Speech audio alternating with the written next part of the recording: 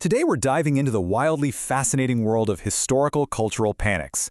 We're going to explore how our ancestors' survival instincts, which, did a pretty great job keeping them alive for millennia, completely misfired when they suddenly came face to face with rapid progress and new tech.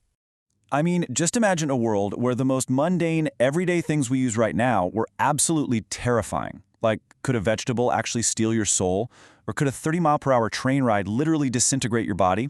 It sounds completely absurd to us today, I know, but we're going to see exactly why these fears were very, very real to the folks living through them. Section 1. Survival Instincts Gone Wrong. Because, well, fear is a brilliant evolutionary tool, right? But as we're about to see, it can get profoundly confused.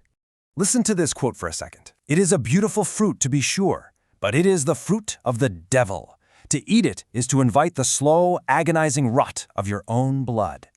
Now, this incredibly dramatic, terrifying warning wasn't about some mysterious, mythical potion. No, it was actually about the humble tomato. Which brings us to Section 2, Deadly Diets, the poison apple and the devil's tuber. Because when new foods started arriving from across the globe, sheer panic ensued. So when 16th century Spanish explorers first brought the tomato back to Europe from South America, botanists took one look at the thing and dubbed it the wolf peach. Why? Well, it shared some pretty striking physical similarities with deadly nightshade. And the crazy thing is, the fear wasn't entirely baseless.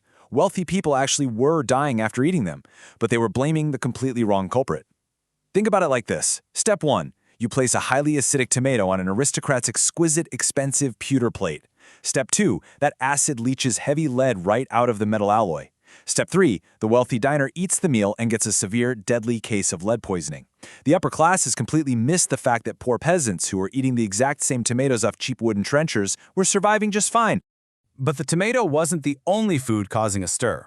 Let's talk about the medieval doctrine of signatures. Basically, this was the belief that a plant's physical appearance somehow magically revealed its medical properties. So take the potato. Because it grew underground in the dark, wasn't explicitly mentioned in the Bible, and had these knobby little eyes that sort of resembled leprous hands, people were literally terrified it would cause leprosy. In fact, the panic got so intense that the French Parliament officially banned potato cultivation back in 1748. It actually took a stroke of absolute marketing genius to fix this whole mess. Enter Antoine-Augustin Parmentier, a French pharmacist who figured out just how incredibly nutritious potatoes actually were. To redeem the crop, he started hosting these lavish potato-themed dinners for elites. Even Benjamin Franklin was there. But his best trick? The guy planted a potato patch right near Paris and hired armed royal guards to heavily patrol it during the day, but strategically look the other way at night.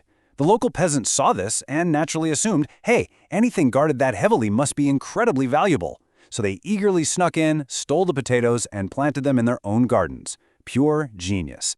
Moving on from deadly diets, let's look at something that fundamentally changed human mobility forever. Listen to this.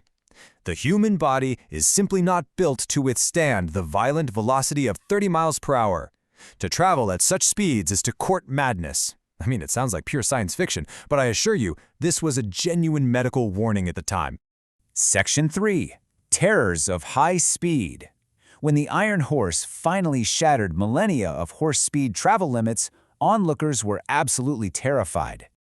Back in the 1830s, instead of just marveling at these amazing new steam locomotives, society developed some incredibly creative and entirely fabricated anxieties. I'm talking Victorian experts who literally thought that traveling at 30 miles per hour would vacuum the air directly out of your lungs and cause instant asphyxiation. The Royal Bavarian Medical College formerly warned of delirium furiosum just from watching a train pass by. Doctors were out there claiming the vibration would unravel your spinal cord or, and this is wild, cause a woman's reproductive organs to detach and physically fly out of her body. Just compare that panic to our modern reality, right? Where millions of us routinely fly in pressurized metal tubes at 500 miles per hour and complain about nothing more than a little mild travel fatigue. The medical establishment certainly didn't stop at trains, though.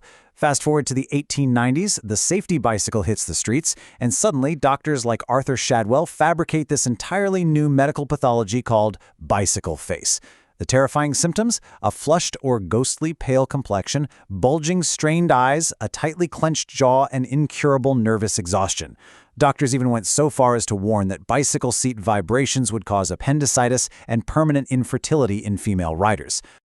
But, let's read between the lines here for a second. Bicycle face was never an actual medical condition. It was just a thinly veiled attempt at social control.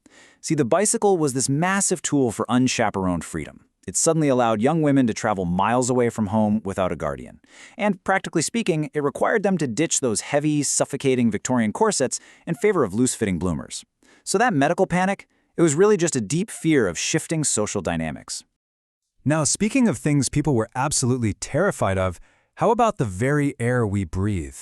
Shut the windows, lock the doors. Do you want to let the night air in and kill us all before morning?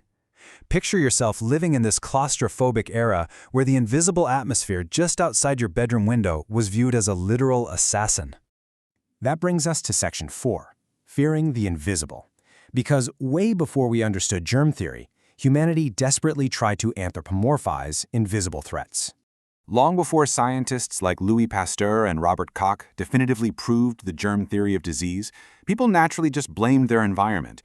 The prevailing medical belief back then was the miasma theory. This was the idea that diseases were caused by bad air or toxic vapors bubbling up from decaying matter. Because night air was inherently cooler and damp, families would tightly seal every single window and door, even in the sweltering midsummer heat, just to keep it out. If they absolutely had to go outside after dark, they'd breathe through these heavy woolen scarves. And this fear was so profound, it literally named one of history's deadliest diseases. The word malaria translates directly from Italian to mean, you guessed it, bad air. And that intense fear of invisible forces seamlessly extended to early technology, too. When Thomas Edison's electric lights first started entering homes, people were completely panicked. Since they couldn't see electricity, they just assumed it acted exactly like water or gas. People genuinely, honestly believed that an empty light socket would leak electrical juice right onto the floor. Homeowners would carefully plug empty sockets with rubber stoppers out of sheer terror that this invisible electricity would puddle on the carpet, catch fire, or vaporize into some kind of poisonous gas. And the telephone? Oh, it was viewed as just as terrifying. People actually bought specialized disinfectant caps for the mouthpiece, and they'd wear heavy leather gloves just to hold the receiver. Why? Because they feared the copper wires would transmit tuberculosis germs straight into their ears from someone coughing across town. Worse yet, early telephone operators frequently experienced what they called acoustic shock, basically just static pops on the line. But that static quickly convinced spiritualists that dialing the wrong number would actually connect you directly to the underworld and summon demons. To wake up in the pitch-black silence, to feel the velvet-lined lid pressing down upon your chest, and to realize that you are 6 feet beneath the earth? Okay, we're moving now into perhaps the darkest, most visceral historical panic we've covered in this explainer.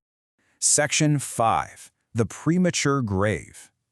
Now, this wasn't just some fictional Gothic horror story. It was a very real, very terrifying panic anchored in rudimentary medicine. You see, back in the 18th and 19th centuries, diagnosing death was, well, incredibly basic. Doctors mostly relied on checking for mirror condensation over the mouth or applying hot irons to the skin to see if it blistered. Because of this, patients in comas, folks suffering from catalepsy, or people in cholera-induced suspended animation were terrifyingly often misdiagnosed as completely dead. This morbid fear of being buried alive is known as taphophobia, and it gripped everyone, from poor peasants to powerful presidents. George Washington famously demanded a strict 3-day wait before his burial just to be absolutely sure. Frederick Chopin was so horrified by the prospect that he requested his heart be physically cut out post-mortem. And the famous author Hans Christian Andersen, he actually slept with a note by his bed that simply read, "I only appear to be dead." To combat this sheer terror, creative inventors stepped up and patented dozens of bizarre contraptions known as safety coffins. Just imagine a coffin fitted with a long breathing tube extending all the way up to the surface, complete with glass viewing windows, so the cemetery watchman could peer down into it. The most famous designs, though, included delicate strings tied to the occupant's hands and feet. The idea was, if they miraculously woke up in the dark, just moving their hands would pull the string, hoisting a small red flag or frantically ringing a gravestone bell up on the surface to call for help. Finally, Section 6. Modern panics and the lens of fear. You know, it is so easy to look back at these absurd histories and feel this sense of smug modern superiority. But honestly, dismissing our ancestors as simply foolish is completely missing the point of these stories. Here is our core takeaway for today. Fear is rarely about the object itself, it's almost always about what that object represents. Human beings constantly panic over the friction of rapid change. The steam locomotive, it represented a dizzying, irreversible acceleration of human life. The bicycle represented rapidly shifting gender dynamics and newfound freedom. Electricity represented the sudden, overwhelming domestication of invisible, godlike forces right inside our own living rooms. So I want to leave you with this final, provocative thought to chew on. What modern fears will our descendants laugh at 200 years from now? When we find ourselves anxious over Wi-Fi signals, hand-wringing over screen time rotting our brains, or dreading the latest social media platform, maybe we should look at our contemporary panics with a bit more humility, patience, and curiosity. After all, the poison apple of today might very well be the absolute favorite ingredient of tomorrow. Please like and subscribe.